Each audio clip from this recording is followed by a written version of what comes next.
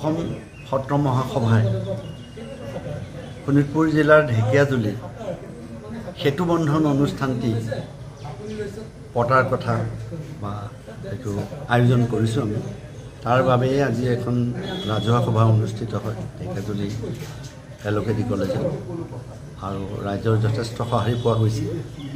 আমি বিভিন্ন জনগোষ্ঠীয় যি সাংস্কৃতিক সম্ভাৰ আছে এই সাংস্কৃতিক সম্ভাৰসমূহ একত্ৰিত কৰি আমি একতাৰ এনাজৰীৰে গোটেই জনগোষ্ঠীসকলক লৈ এক বৃহৎ অসমীয়া জাতি গঠনৰ প্ৰক্ৰিয়াত গুৰুজনাৰ যি আদৰ্শ আছিল সেই আদৰ্শক আগুৱাই লৈ যোৱাৰ বাবে সেই চিন্তাৰে আমি আগবাঢ়ি আজিৰ এই কাৰ্যসূচীখিনি আমি কৰিছোঁ আৰু তাৰ বাবে এখন এই অনুষ্ঠানটি পতাৰ বাবে আমি এখন আদৰণি সমিতি গঠন কৰিছোঁ।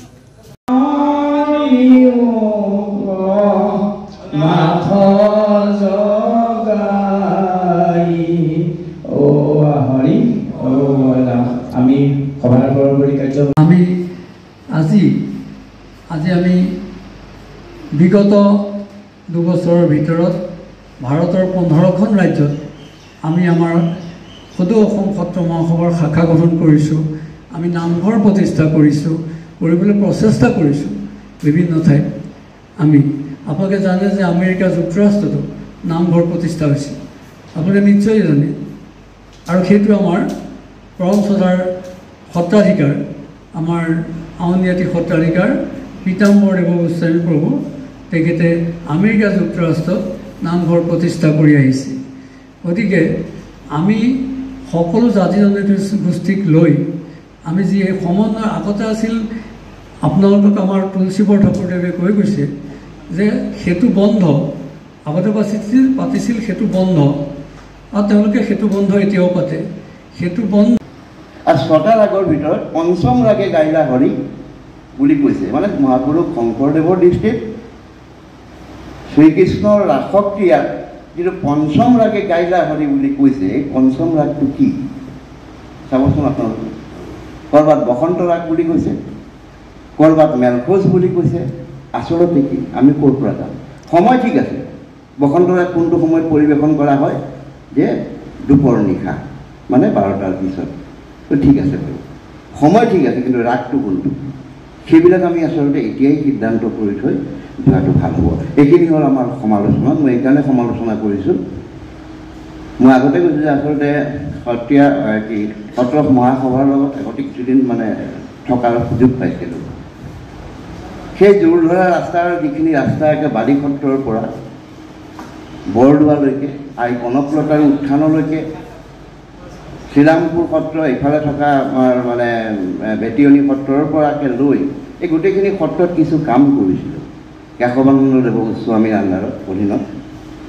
আৰু তাত কিছু বৈশিষ্ট্য আছিল, যেনে ধৰা হওক আপুনি গম পাব যে বৰদোৱাৰ বাহাৰ নৃত্যটো এতিয়া লাহে লাহে নোহোৱা হৈ আহে। বালি সত্ৰৰ যিটো পথালি নাচ, সেই নাটৰ শৈলী অকল এজনেই জানিছিল, সেয়া হ'ল কেশৱানন্দ দেৱ গোস্বামী। তেওঁ শিকাই থৈ গৈছে। অৱশ্যে মই এই মুহূৰ্তত নামটো নকওঁ, মাত্ৰ এটা ক্লু থৈ যাম যে অসমৰ প্ৰাক্তন আৰক্ষী সঞ্চালক প্ৰধানৰ কন্যাগৰাকীকে অকল শিকাই থৈ গৈছিল এই নৃত্যটো। এইবিলাক আমি কিবাকৈ সংৰক্ষণ আমি কৰি থৈ দিব ক'ৰবাত পাৰিম নেকি? আৰ্কাইভত যিখিনি গীত আছে মই সেইখিনিলৈকেও গৈছিলোঁ। শংকৰদেৱ কলাক্ষেত্ৰত তাত মাত্ৰ 26টা বৰগীত সংৰক্ষিত হৈ আছে। 26টা বৰগীতৰ ভিতৰত সেইকেইটা শংকৰদেৱৰ ৰচিত গীত আছে, সম্ভৱতঃ 16টা মহাপুৰুষ শংকৰদেৱ বিৰচিত, বাকীখিনি সুৰ তাত নাই। যিখিনিয়ে কৰিছে তাত ক্ৰম আৰু তাল আৰু লয় কিন্তু নাই। মই এইকাৰণে কথাখিনি ক'লোঁ, যেনে আমি অকণ গালোঁ হে ব্ৰহ্মাদি কৰি জীৱ জগত, এই যে বাৰটো আমি কিয় নাগাওঁ? আমাৰ এটা প্ৰতিযোগিতা আৰম্ভ হৈ যায় যেতিয়া আমি সেৱা কৰিম মানে দিম, যাৰ কাৰণে আমি আপোনালোকে জানে মোৰ আপোনাৰ দেশ কেনেকুৱা, কিমান সময়ত গাব লাগিব, কি কৰিব লাগিব, এটা নিৰ্দিষ্ট কৰি দিলে। এই ধৰণে যে আমি ঘোষাটো যেতিয়া আমি গাওঁ, তুমি চিত্ৰবৃত্তি মোৰেই গাওঁ, কথা নাই, মুক্তিজন স্পৃহ যিটো সেই ভকতকো মোৰেই গাওঁ, যিয়েই নাগাওঁ, এটা আপোনালোকে ক্ৰম ঠিক কৰি থৈ দিয়ক যে ইমানখিনি সময়ৰ ভিতৰত নাগাওঁ। শংকৰদেৱ গোস্বামী নাট্য আন্দোলনত ইয়াতে বহুতকে প্ৰশিক্ষণ দি গৈছে। পৰিচয় আছিল যদিও তেখেতক সম্বৰ্ধনা জনাবলৈ গৈছিলোঁ তেওঁৰ বাসগৃহলৈ। হাতখনত ধৰি ক'লে তুমি যুৱ ছাত্ৰত থাকোঁতেও মোক সম্বৰ্ধনা জনাই উৎসাহিত কৰিছিলা, আজিও কৰিছোঁ। মই